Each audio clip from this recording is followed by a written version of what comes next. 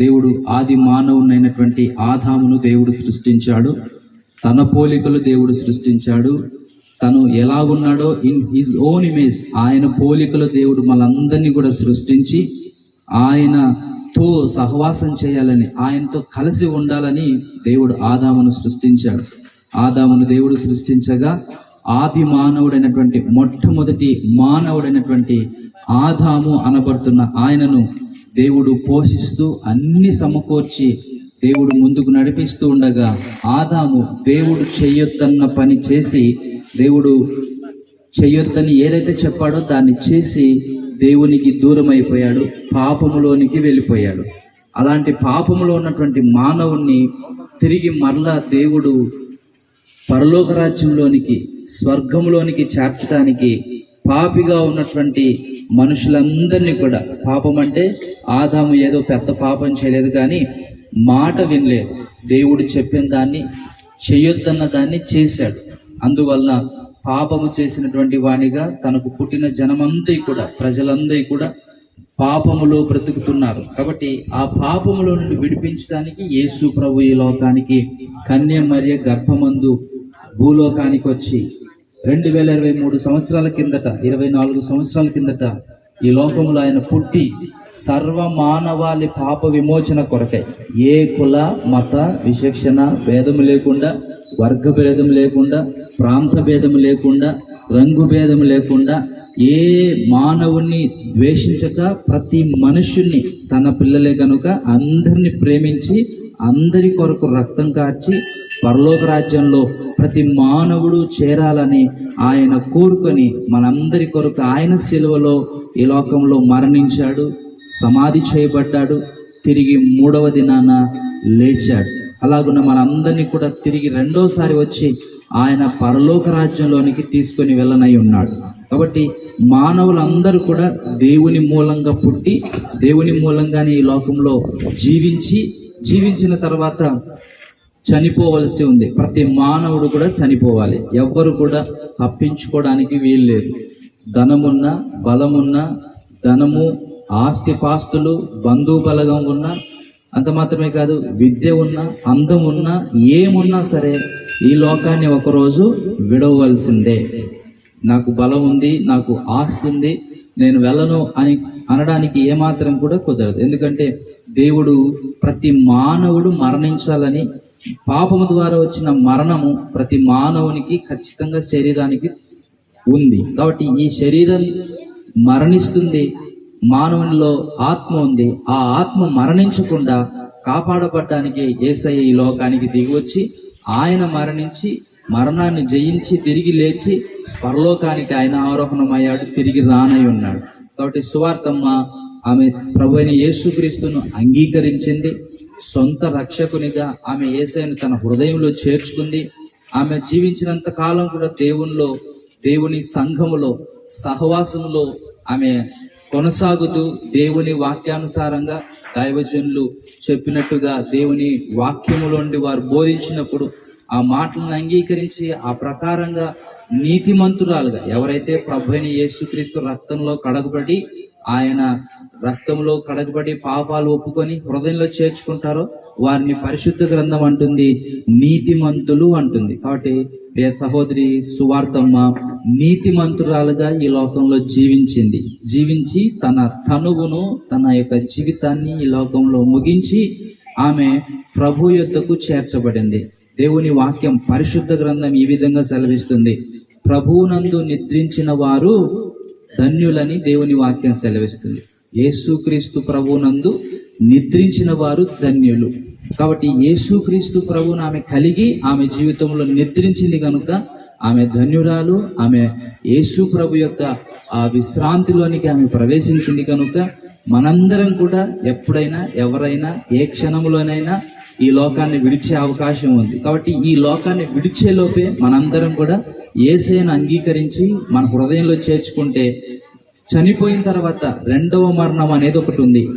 ఈ మరణం అందరికి వస్తుంది, ఎవరు తప్పించుకోలేరు.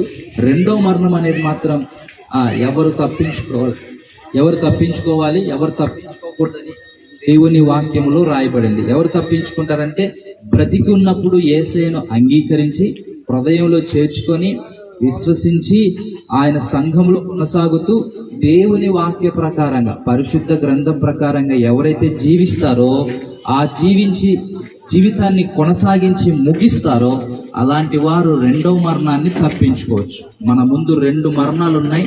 ఒకటి శారీరక మరణం, ఇప్పుడు సువార్తమ్మ తల్లికి కలిగినటువంటి శారీరక మరణం.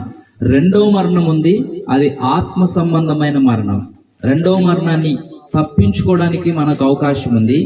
ఈ మొదటి మరణం, ఈ శరీర మరణం మాత్రం ఎవ్వరు తప్పించుకోలేరు. ధనమున్నా, అధికారం ఉన్నా, హోదా ఉన్నా, అందచందాలున్నా, ఆస్తిపాస్తులున్నా, బంధువు బలగం ఉన్నా, ఏమున్నా సరే ఇప్పుడు కలిగిన ఈ శారీరక మరణాన్ని నో వన్ కెన్ ఎస్కేప్. ప్రతి వారు కూడా ఈ మరణం గుండా వెళ్ళవలసిందే. ఈ మరణం గుండా మన అందరం కూడా పోవలసిందే. పోయిన తర్వాత రెండో మరణం ఉంటుంది. రెండో మరణం అనేది ఆత్మకు ఉంటుంది. అది ఆత్మ దేవుని యొద్దకు వెళ్ళాలి లేదా నరకానికి వెళ్ళాలి. ఈ లోకంలో మనం జీవించిన జీవిత విధానాన్ని బట్టి స్వర్గమా నరకమా అని మరణం తర్వాత డిసైడ్ చేస్తారు దేవుడు. కాబట్టి మనము ఈ లోకంలో పవిత్రంగా జీవించి దేవుని వాక్య ప్రకారంగా జీవించి విశేషంగా యేసు ప్రభువును సొంత రక్షకునిగా అంగీకరించి పాపములు ఒప్పుకొని హృదయములో యేసయ్యను చేర్చుకొని నీతిమంతులుగా మనము జీవిస్తే అంతం వరకు సువార్తమ్మ తల్లి ఏ విధంగా అయితే ఆమె జీవితాన్ని సంఘ సహవాసంలో అయితేనేమి, వాక్యానుసారమైన జీవితంలో అయితేనేమి, దైవజనులు వారికి బోధించిన విధానంగా ఏ విధంగా అయితే దేవుని వాక్య ప్రకారంగా ఆమె బాప్తిస్మం పొంది రక్షణ పొంది యేసు ప్రభువును సొంత రక్షకునిగా అంగీకరించి ఆమె తన పాపాలన్నీ కూడా యేసు ప్రభు రక్తంలో కడిగి వేసుకొని ముందుకు కొనసాగి ఈరోజు అందరూ పోవలసినట్లుగా శారీర మరణాన్ని ఆమె పొంది ఈ శరీరమును విడిచిపెట్టి కళ్ళు మూసింది కనుక పరలోకంలో కళ్ళు తెరిచింది అని రుజువుగా ఉంది. కాబట్టి మనందరం కూడా ఈ మరణాన్ని తప్పించుకోలేం. ఇలాంటి మరణం మనందరికీ వస్తుంది ఏదో ఒక రోజున. అయితే రెండవ మరణం అనేది తప్పించుకోవాలి. రెండవ మరణం తప్పించుకోవడానికి ఈ పరిశుద్ధ గ్రంథం మనల్ని నడిపిస్తుంది. రెండవ మరణం మనందరం తప్పించుకోవాలి. అక్కడ పురుగు చావదు, అగ్ని ఆరదు. అగ్ని ఆరదు, పురుగు చావదు. ఈ లోకంలో చాలా మంది ఏదైనా జరగకపోతే సూసైడ్ చేసుకుంటారు. పెట్రోల్ పోసుకొని కాల్చుకొని చనిపోతూ ఉంటారు. పెట్రోల్ పోసుకొని కాల్చుకొని చనిపోతే ఒక అరగంట లోపు మొత్తం బూడిదైపోతాడు మనిషి. అయితే అక్కడ అగ్నిగుండంలో అట్లా కాలిపోయి బూడిదైపోయేది ఏముండదు. బూడిద కాము, అగ్ని ఆరదు. కాబట్టి పురుగు చచ్చిపోదు, అగ్ని ఆరిపోదు. అట్లాంటి ఆ అగ్నిగుండాన్ని మనం తప్పించుకోవడానికి పరిశుద్ధ గ్రంథం మనల్ని ఈ లోకంలో నడిపిస్తుంది. కాబట్టి రెండవ మరణాన్ని మనం తప్పించుకుందాం. ప్రభువునందు నిద్రించిన వారిని దేవుడు ధన్యులుగా పిలుస్తున్నాడు. వారు ప్రభు చెంత ఉంటారు. కాబట్టి దైవజనమా, ఈ సమయంలో మనందరం కూడా దేవుని వాక్యానుసారంగా జీవిస్తూ ప్రార్థన చేద్దాం. సువార్తమ్మ తల్లి యొక్క మనవడు యేసుపాదం ఎంతో ప్రయాసపడ్డాడు. అవ్వ కోసం ఎంతో ప్రయాసపడి ముందుకు కొనసాగాడు. కాబట్టి యేసుపాదం కూడా సంఘంలో సహవాసంలో ముందుకు కొనసాగుతున్నాడు. దైవజనుల సమక్షంలో ఆత్మీయ తండ్రి గారి ద్వారా నడిపించబడుతూ ఉన్నాడు. ప్రార్థించండి కుటుంబ ఆదరణ కోసం, అదేవిధంగా కుటుంబ క్షేమం కోసం. విడవబడ్డటువంటి కుటుంబం అంతా కూడా దేవునిలో ఉండాలి. సువార్తమ్మ యేసుపాదములు మాత్రమే ప్రభువును అంగీకరించి సొంత రక్షకునిగా వారు యేసయ్యను చేర్చుకొని వారు ముందుకు కొనసాగుతున్నారు సంఘ సహవాసంలో. మిగతా కుటుంబం అంతా కూడా, బంధువులందరూ కూడా సువార్తమ్మ యొక్క కుమారులు అయితేనేమి, కోడళ్ళు అయితేనేమి, కుమార్తెలు అయితేనేమి, అల్లుళ్ళు అయితేనేమి, మిగతా వారందరూ కూడా ఇట్టి రక్షణను వారు పొందుకోవాలి. ఇక్కడ చేరి వచ్చిన మనందరిలో కూడా యేసు ప్రభువును అంగీకరించి రెండవ మరణాన్ని మనం తప్పించుకోవడానికి సిద్ధపడదాం. ఈ ఉదయకాల సమయంలో సువార్తమ్మ తల్లి ఈ భౌతిక కాయం దగ్గర దేవుని వాక్యాన్ని మనం విన్నాం. రెండవ మరణం అనేది మనందరికీ తప్పించుకునే అవకాశాన్ని దైవ గ్రంథం ఇస్తుంది. ఈ శారీరక మరణం అయితే మనందరం కూడా పొందాలి, అది ఎవరు తప్పించలేరు. కాబట్టి మనందరం రెండవ మరణాన్ని తప్పించుకోవడానికి సిద్ధపడదాం, ప్రార్థన చేద్దాం. కుటుంబ ఆదరణ కొరకు ప్రార్థన చేద్దాం, కుటుంబ రక్షణ కొరకు కూడా ప్రార్థన చేద్దాం. ఈ మాటలు దేవుడు దీవించి ఆశీర్వదించి ఫలింప చేయను గాక.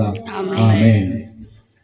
థ్యాంక్ యూ పాస్టర్ జేమ్స్, అలాగే పాస్టర్ ఎఫ్సిఓమ్మ పాట పాడి దేవుని మాటలు పంచుకున్న దైవ సేవకులకి యేసు నామములో వందనాలు తెలియపరుస్తున్నాను. ఈ సమయంలో మనము ప్రార్థన చేద్దాం, దయచేసి ప్రార్థన చేద్దాం. ఎందుకంటే ఇంకా మనకు అక్కడ గుంత దూరుతున్నారు కాబట్టి ఆ పని అయిపోతుందని మనం తీసుకువెళ్తాం. కాబట్టి అంతవరకు ఖాళీగా ఉండకుండా దేవుని మాటలు వింటూ పాటలు పాడుతూ కుటుంబం ఆ స్వార్థమకి ఇచ్చినటువంటి సంతానం ఉన్నారు. ఆమె తల్లిగారికి 4 కుమార్తెలు, 4 మగపిల్లలు, మొత్తం 8 మంది ఆ తల్లిగారికి. ఈమె మొదటిది, నా ఆడపిల్లల్లో మొదటి స్త్రీ ఈమె స్వార్థమ్మ. ఇంకా 3 ఉన్నారు. అలాగా కుటుంబ సభ్యులందరూ దేవుని చేత ఆదరించబడాలి కనుక ప్రార్థన చేద్దాము. మొదటిగా దేవుని సేవకులలో విమల, అలాగే రేవుక్క, కుమారక్క, వాళ్ళ 3 ఈ కుటుంబం ఆదరణ కొరకు ప్రార్థిస్తారు. ఆ తర్వాత అనిలో ఒక పాట పాడుతుండగా మనం ప్రభుని మహిమపరుద్దాం. ఈ విధంగా ఎందుకంటే మనము దేవుని ఈ భూస్థాపన కార్యక్రమాన్ని ప్రార్థనాపూర్వకంగా పరిశుద్ధంగా, ఎందుకంటే ఆమె పరిశుద్ధులుగా దీవించబడింది. సర్వము వేదము ఇలలో వేదము సర్వమిలలో పరమాసిని జగమున ప్రభువా. మరణము కాదు శాశ్వతము, పరలోకమే మనకు నివాసము, పరలోకమే మనకు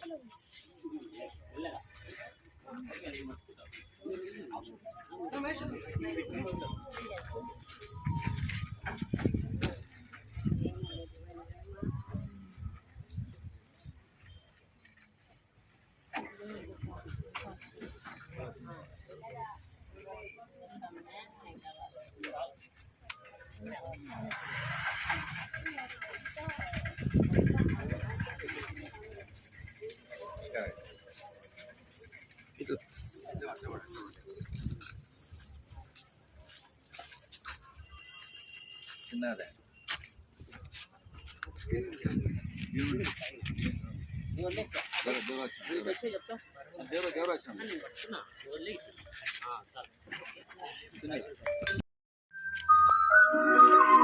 రండి, చివరిసారి సాగనంపే సమయం ఇది. కాదు శాశ్వతము, పరలోకమే మనకు నివాసము. ఈ మరణము కాదు శాశ్వతము, పరలోకమే మనకు నివాసము. యేసు తెచ్చెను మనకు రక్షణ, ఎంత అద్భుతము ఆ నిరీక్షణ. యేసు తెచ్చెను మనకు రక్షణ, ఎంత అద్భుతము ఆ నిరీక్షణ, ఎంత అద్భుతము ఆ నిరీక్షణ. ఈ మరణము కాదు శాశ్వతము, పరలోకమే మనకు నివాసము, పరలోకమే మనకు నివాసము.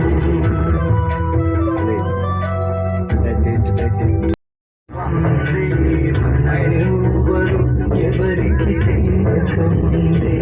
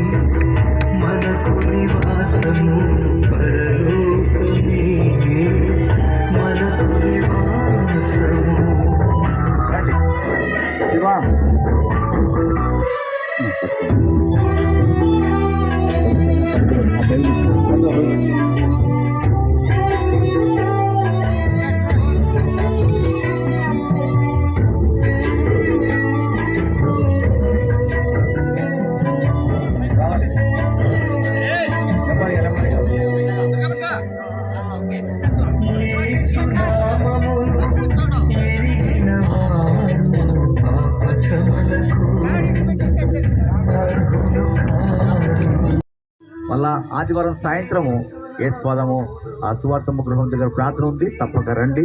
దేవుని నామం పేరిట మీరు ఆ కుటుంబాన్ని ఆదరించండి.